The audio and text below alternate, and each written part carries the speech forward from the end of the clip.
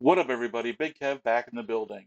Today we're checking out America's unhinged nuclear testing, Operation Plumbob from the Fat Electrician. Don't forget to like and subscribe. Let's check it out.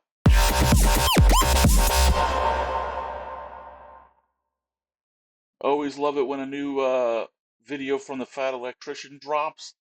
Excited to see what this story is all about. Looks like it's going to be crazy as always. But let's get into it. Time America launched a manhole cover in outer space with a nuclear bomb, and it turns out that's actually the lesser of two interesting parts of this story, because America also dropped a nuclear bomb on top of 6 people to prove that nukes were safe. Today we're talking about Operation Plumbob. The professional way to explain it would be to say that it is a bunch of nuclear testing that was carried out by the United States government in the late 1950s in the deserts of Nevada. However, in reality, it is more akin to the United States government dicking off with nuclear warheads in the desert like they're a bunch of rednecks on 4th of July with fireworks. We'll shoot fireballs at it. Nice little Joe Dirt reference. Takes place in 1957. There was a total of 29 nuclear explosions, and they were testing all kinds of different stuff. Oh, damn, I didn't realize there was that many. Testing going on with pigs, seeing how radiation affected them and at what distance. Then they were covering the pigs with blankets, seeing what materials blocked the radiation, what materials didn't. They also conducted... They were literally covering the pigs with blankets. That is something that I never knew. Experiments on 18,000 U.S. service members, basically having them dig a trench off in the distance and hide in it while they detonated a nuclear warhead to see how they held up. And then they had different buildings and structures built out of different... That's got to be a pretty terrible gig to get. You know, like what kind of thing did you do wrong to pull that duty? Best case scenario, it goes well. Worst case scenario, you get radiation and you die. I mean, I guess they would have dug them out far enough where they don't think the fallout would have hit them. Yeah, that's pretty wild. I definitely wouldn't have been happy to have been that soldier when they were given that assignment. That had to be a pretty grim detail to get. Materials, trying to see which building materials blocked radiation the best and which ones blocked them the worst. Now, when this started, all the bombs that were being detonated off the top of a tower or from a high altitude weather balloon. They were just detonating nuclear warheads into the open atmosphere. What could possibly go wrong, right? Yeah. And the important context here is that it's 1957. The world became aware of nuclear weapons 12 years prior at the end of World War II, and a couple years after that, the USSR had their own nuclear weapons. We are well off into the Cold War, and nuclear hysteria is at an all-time high. So by this point in time, the American general public doesn't just understand that nuclear weapons make a really big boom, they also, to some degree, also understand radiation and nuclear fallout. So everybody kind of understands what's going on at this point. I mean, they've even got cartoon turtles teaching kids what to do in case a nuclear bomb gets dropped near them. Yeah, it'd be like one thing if those soldiers going in didn't know anything about radiation, so they just went in blind, not realizing that there could be some danger involved. But you know, this was after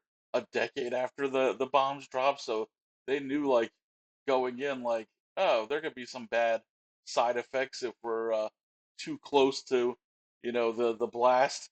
So yeah, that makes it even wilder. So naturally, when everybody finds out the government is strapping nukes to balloons and blowing them up in the desert, there's quite a bit of concern, hey, maybe that's a bad idea. And then everybody finds out this is actually how the government's planning on protecting them from a nuclear strike from the Soviet Union, by taking one of our nukes and blowing up the Soviet nuke in the sky right above everybody's heads. Ladies and gentlemen, the Genie air-to-air missile. Okay, that was the plan. This is the 1950s. There's no intercontinental ballistic missile that can reach from the Soviet Union into America yet. So this means that the only nuclear strike risk really comes from Soviet bombers flying into America and fighting nukes with our nukes. Okay. Dropping their bombs. So we got to be ready to shoot down these planes, right? Obviously. Problem, again, it's the 1950s. There's no sophisticated anti-air systems yet, okay? There's not really any air-to-air missiles that our fighter jets can shoot accurately. So the going theory was that we're going to use this nuclear fucking missile and shoot it at an entire formation of Soviet planes and blow all of them up at once. Genius! Sure. Okay, and on a rudimentary level, this makes complete sense, right? If you can't be accurate, you increase the margin of error. If you're not good with shooting a pistol, maybe grab a shotgun, it's easier to hit your target. However, what they've went and done with the Genie missile might be a little bit of overkill, because what they've essentially said is, well, I'm not very accurate with air-to-air missiles for shooting down planes, So instead, I've opted to create a spawn point for the fucking sun. So naturally, now everybody's absolutely terrified, and the government's like, guys, calm down. It's gonna be completely fine. There's no, you know what? Sure. I'll just prove it to you. Give me 5 volunteers and a camera guy, but don't tell him what he's doing. On July 19th, 1957, the United States government detonated a Genie air-to-air nuclear missile with a 1.5 kiloton warhead directly above the heads of 5 U.S. service members that volunteered to be there, and a camera guy that was not informed of what he was doing Messed up for that camera guy. until a couple hours beforehand. I'm out. What? You cannot pull out of this. I'm pulling out. We're way too deep to pull out. I'm pulling out. No, you're not. You're leaving it in. I've been pulling out for years, son. And in your head, you're probably picturing like 5 dudes in hazmat suits with a welding mask on. No, it's literally 5 bros in their military uniforms standing in the middle of the desert with no glasses, making direct eye contact with a nuclear explosion while one of them is holding a sign that says Ground Zero, Population 5, because that shit's funny. We felt a heat pulse. At least they had a sense of humor about it. Bright light. A fireball. It is red. The sky looks black about it. It is above us there. It is rapidly losing its color. There is the ground wave. It is over, folks. It is tremendous. Directly above our heads. It went. It went. Okay, now let's just take a minute and appreciate the fact that you've probably just witnessed the most testicular fortitude ever captured on camera. Secondly, let's also admire the fact that the sign that says Ground Zero, Population 5 is not only funny at face value, but it's hilarious that they only counted the 5 of them in the camera and not the cameraman himself, because back in 1957, they knew that the cameraman never dies. I'm actually like Frodo Baggins. And out of respect for them being, to the best of my knowledge, the only 6 people that have ever volunteered to have a nuclear warhead dropped directly above their foreheads, I'm going to go ahead and read their names off. The cameraman's name is 𝐄𝐪𝐻𝐭 𝐸𝐻𝐾, and the 5 service members are as follows: Colonel Sidney Bruce, Lieutenant Colonel Frank Ball, Major they definitely John deserve Hughes, a shout out. Major Norman Bodinger, and Don Luttrell. Apparently, the cameraman, Mr. Yoshitake, had filmed a bunch of other nuclear tests in the past, and he thought that this was going to be no different than all the other ones, you know, where he's miles and miles away just filming a mushroom cloud, and he didn't know that they were going to be dropping the bomb directly above him until like a couple hours beforehand, and he was already there. After arriving to the test site, he was briefed on what was going to go down, and according to him, he was pretty much completely unfazed. He did not care at all, and he was 100% game to partake in this experiment, which I think we can all agree is gangster as fuck. This is what I do. Yeah, it is. I walk in there like a fucking gangster. And then he goes on to live a normal life until he passed away in 2013 at the age of 84. And the other 5 service members that were also involved in this experiment all lived full, happy lives. As far as I could tell, the youngest any of them passed away was 71, and the rest of them all lived in their 70s. And while it's great that they were all okay, the PR stunt itself wasn't really that effective because the general public wasn't swayed very much by it. They still wanted them to stop blowing up nuclear bombs all the time. So finally, the US government's like, fine, we'll stop blowing up so many bombs in the desert. And the American people are like, and above the desert in the atmosphere. Okay, fine. And above the desert in the atmosphere. And in the ocean. Fine. We won't detonate nuclear bombs in the ocean either.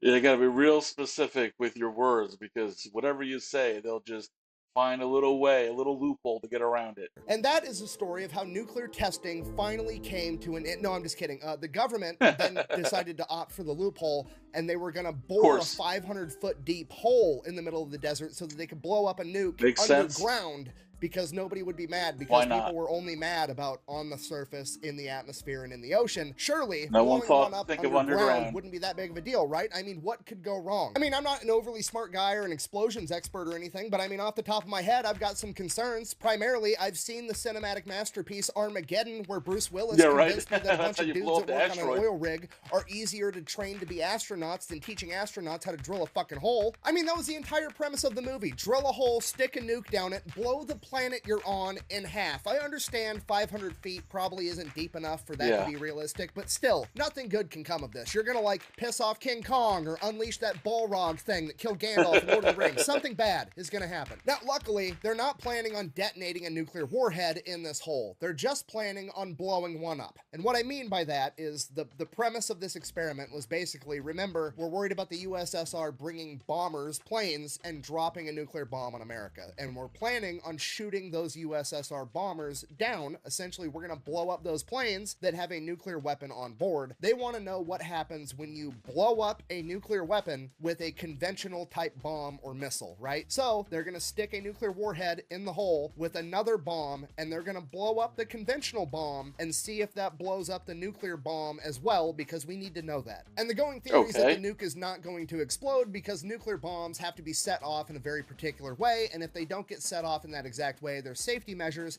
that are actually supposed to kill the nuke rather than set it off. But that's all theoretical, and there's only I mean, it makes sense. Let's see how it actually goes down in practice. one real way to actually test it, right? You're going to back up, grab a camera, yell World Star, and see what happens. Yell World So that's Star. exactly what they do. July 26, 1957, they had the first underground nuclear test ever, known as Pascal A. Takes them all day to set it up. They got to lower the device down this hole. They get everything ready. Then, on top of the hole, you know, in case the nuclear bomb does go off, they lower a 5-foot thick slab of concrete that weighs thousands and thousands of pounds. And then on top of the hole, they have some kind of lid. I'm not sure what material it was. They didn't say, but sitting on top of the lid, there was a bunch of sensing equipment, because remember, they're not expecting a big explosion. They're expecting a really small explosion, and they want to get as much data from it as possible. So they have like sensors and cameras aiming down the hole through this lid. And I will now let the head scientist in charge, Bob Brownlee, take the story from here. And I quote, "They finally got it down the hole, by my recollection, about 10 o'clock at night or so. There wasn't much time to go back to Mercury, go to bed, get up the next morning and shoot it.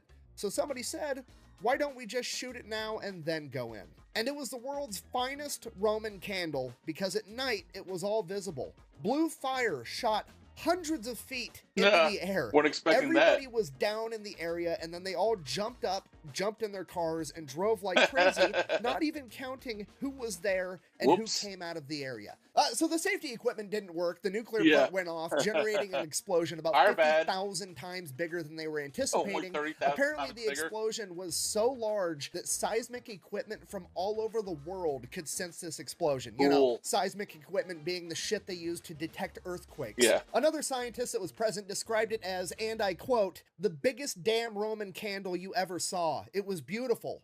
Big blue glow in the sky." And because of this, the United States government comes to the realization, okay, maybe underground nuclear testing isn't that not a good idea. With you guys, they redid the exact same experiment like a month later, August 27th, 1957. And they didn't really change a whole lot about the experiment. They took the device, they stuck it down the hole, they put thousands of pounds of concrete directly on top of it, and then the only thing they did change was, instead of whatever lid they were using before that they could like put sensors through and shit, they went and tried to control the explosion by getting a 2,000-pound manhole cover, and then they welded it shut over the top of the hole. They then took the best high-speed camera they could find and aimed it at the manhole cover, because if the safety device failed again, whatever happens to the manhole cover was, and I quote, "scientifically interesting," aka they're just doing Mythbusters shit with DOD money. So they detonate the bomb, the safety device fails, the nuclear portion goes off. And in hindsight, what happened is, when you have a nuclear bomb go off with thousands of pounds of concrete directly on top of it,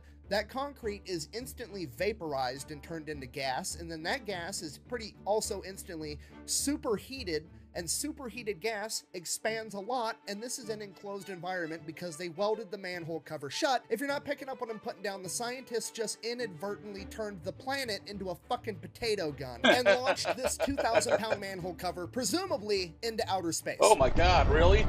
That's wild. It made it to space.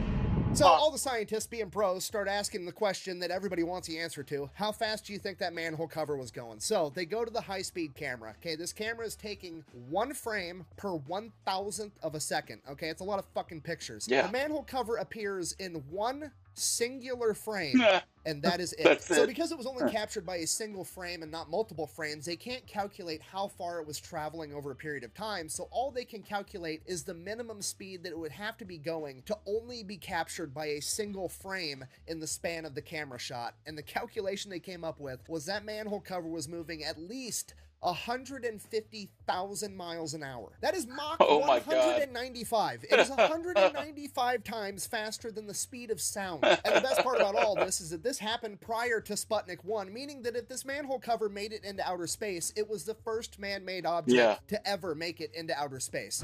Puh! It I didn't mean, make where it else into could outer it have space. It would have gone? burnt up in the atmosphere just like meteorites do. Puh! Oh, shit, you're right. I completely forgot that every single meteorite that's ever come into the Earth's atmosphere is burnt up completely and never actually makes it to the ground. I'll be right back. I've got to go tell all the dinosaurs to stand up and quit being babies, because clearly they're exaggerating.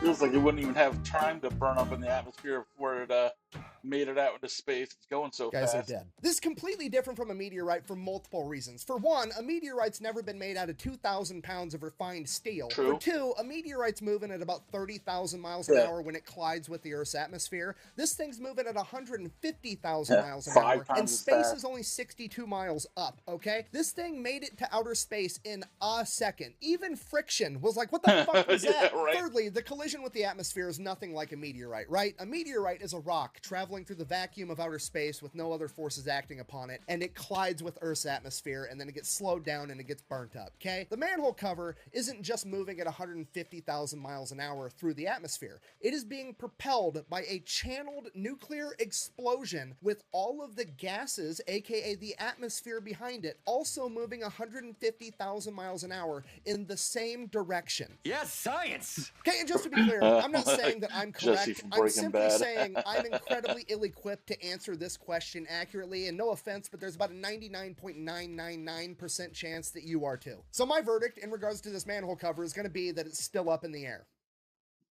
There's a horrible dad joke. I'm sorry. Moving on. Now, fast forward, nuclear testing continued, both underground, above ground, and in the atmosphere until Yeah, I would guess that it's still out in space somewhere as well.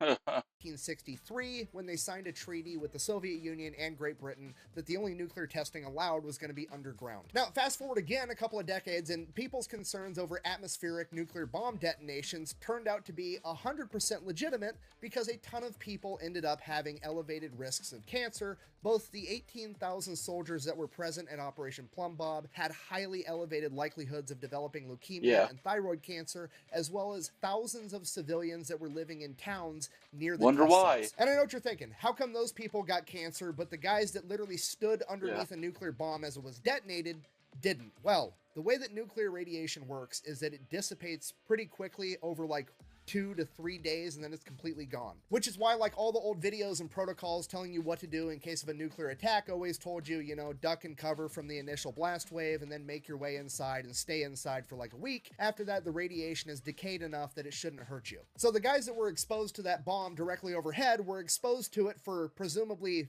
10, 15 minutes before they dipped and left, whereas a lot of these soldiers were exposed to repeated nuclear explosions over and over again, or these towns, the explosions would go up into the atmosphere and the radiation would be caught in the wind, and it would just carpet these towns with radiation for days over and over and over again over the course of years, hundreds of nuclear detonations exposing these people to radiation. Now, fast forward like 3 decades to 1990, the United States government, with its infinite charity and outstanding moral compass, finally decides that they're going to pass the Radiation Exposure Compensation Act, where they're going to pay these people that were wrongfully exposed to radiation due to their negligence. If you got cancer and you could prove that it was because of them, they would go ahead and they would give you $75,000 in one lump sum if you were a soldier on the ground, or if you were an innocent civilian just living your life in a town miles and miles away, they would give you $50,000. There's no other legal course that you could take. You can't sue them for more. You can't reject it. Just,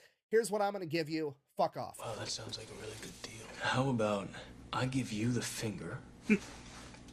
Okay, just so we're on the same page with this, the United States government takes your tax money, whether you want them to or not. You don't get an option. They're taking your money, okay? They then turned that money into radiation that they used to poison Americans with and give them cancer. Then, 30 years after the fact, they decided, you know what, we should make things right by giving the people that survived this long and can actually prove it was our fault, we'll give them like 50 grand.